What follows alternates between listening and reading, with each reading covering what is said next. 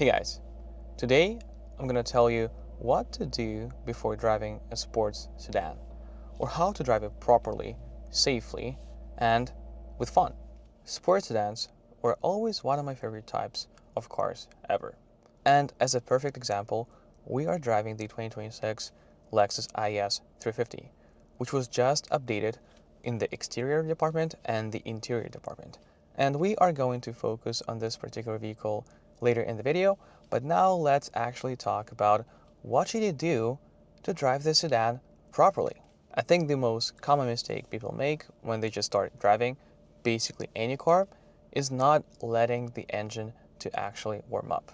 So I've been warming this engine up for a while now, and as you can see here in this meter below, I am at mid-level right now, which means that I am good to drive spiritedly if I wanted to.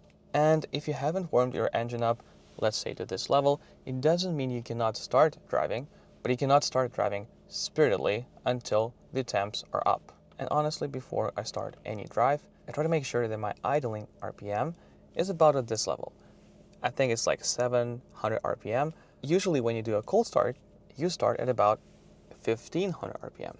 And the engine is warming up. So before you start any drive, try to make sure to set for a couple minutes before your revs go down. So as you can see here, we're sitting at a nice idling RPM, so we can start going. And it's such a beautiful weather here in Vancouver. As you can see, we have cherry blossom, and it makes for a breathtaking view. And the next thing to keep in mind is that when you are driving a sports sedan, you should not treat it any differently from driving a normal car. Obviously, lots of sports sedans have great performance available to you at all times, which is awesome, but you have to keep in mind that you have to use it wisely. But there's usually another side of the coin. I know that some people who buy these expensive, sports sedans, they are not using the whole potential of what their car is capable of. So in some sense, you can argue that they are wasting their money because they are not using all of the performance that their car possesses. And to some degree, I agree with this point. I think if you drive a car like this, you should be able to enjoy the performance. And I will explain to you in this video how to do it safely in the city. But before I show you this, I think I should talk about the basics first. And the basics are simple. I think the sportier the car is, the more performance it possesses, the more you should pay attention to how smooth your driving is. And there is a very simple explanation. When you have more power available to you at all times, you are exposed to more risk. And to mitigate this risk, you should be able to operate the car efficiently. And the most efficient way to do this is by driving smoothly. I talk about smooth inputs pretty much in every single video of mine. And you can watch this whole other video in the pop-up banner in your right top corner right now if you want to watch a special video I made about smooth driving. But to keep it short, again, you just want to make sure all your inputs are smooth. I'm turning right. As you can see right now, I'm not jerking my wheel. I'm applying a very smooth input. The same goes to my braking right now. I'm not braking with lots of force. I'm gradually stepping on the pedal. And the same goes towards accelerating right now. So before trying to do something reckless or going fast in a car like this, you should work on your skills how to drive smoothly at slow speeds. So the city environment is one of the best places to do this since you have very restricted speed limits. In Vancouver, it's about 50 kilometers per hour or about 35 miles per hour. So it's a great opportunity for us to learn those basics before we actually try to do something fun. The other basic element you should be taking care of is the fact that you should know your car. For example, you should understand which engine your car has. Is it front-wheel drive? Is it rear-wheel drive? Is it all-wheel drive? Does it have gears? All of this basic information will help you to anticipate what your car is going to do when you are going to drive with some spirit. To illustrate an example, let's talk about this Lexus IS 350. It has the 3.5-liter 6-cylinder engine that is powering all 4 wheels. It tells you that this car is very powerful. And at the same time, you also know that you have all-wheel drive available to you, meaning that you will have more traction in any kind of weather. So all of this information will help you to identify how you should be handling the car, how you should be driving it based on the specs you know. But apart from this, you should also understand the dimensions of your car, meaning that when you park, you know how much space you need. Or when you are driving and you want to be in the center of your lane, you want to make sure to know, again, your dimensions in terms of the width. So my point is, you should try to learn as much as possible about your vehicle, and that will help you to become a better driver. So we are actually approaching a highway on-ramp, and this is going to be a great example of how you can enjoy your car even in a city setting. So as you can see right now, we are in Sport S Plus mode. So we can drop a couple gears.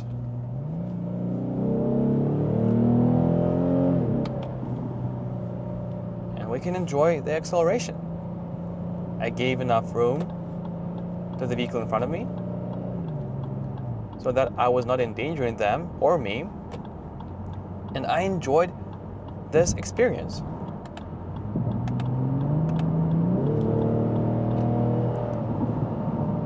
And you can do the same to overtake people on the highway as well.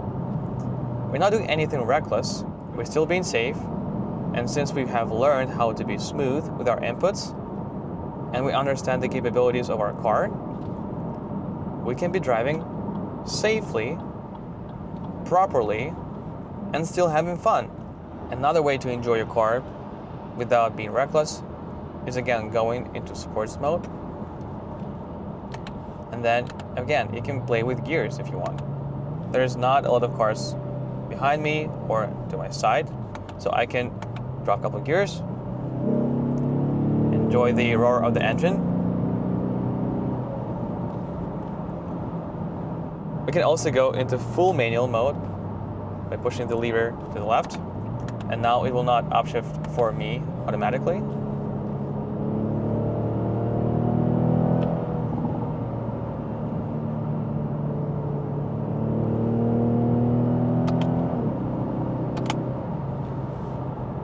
And if you remember my first point, this was the reason we have warmed up our engine beforehand, because now we have the best performance available. When your engine is cold, you don't have as much performance, and you can actually hurt your engine and hurt your car by doing this. So it may seem to you that all the fun you can have in a sports sedan is by going fast, whether on ramp or whether it's on the highway overtaking people, but it's not the only way to enjoy. You can also take corners, even in the city, at small speeds. You can take a corner like this, and it's fun because all of the sports sedans are prioritizing handling. This IS 350 is not the best at handling, but it is great enough for you to enjoy your corners. And as you can see right now, we're not doing anything crazy, but it is still fun to enjoy these corners. And yes, you can argue with me that we're not even going as fast as we need to actually feel the maximum ability of our handling, but this is not the point. We are driving a sports sedan, which means that we are driving lower to the ground. We have a nice driving position. We have a great engagement point with our vehicle.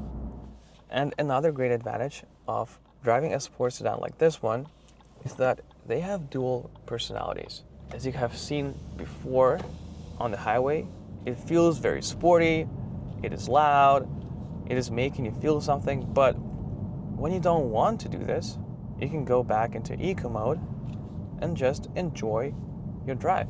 It's quiet, it's comfortable, so that you can actually drive this car every day, and depending on your mood, you can be driving in a very comfortable vehicle, or you can be driving in a very sporty vehicle.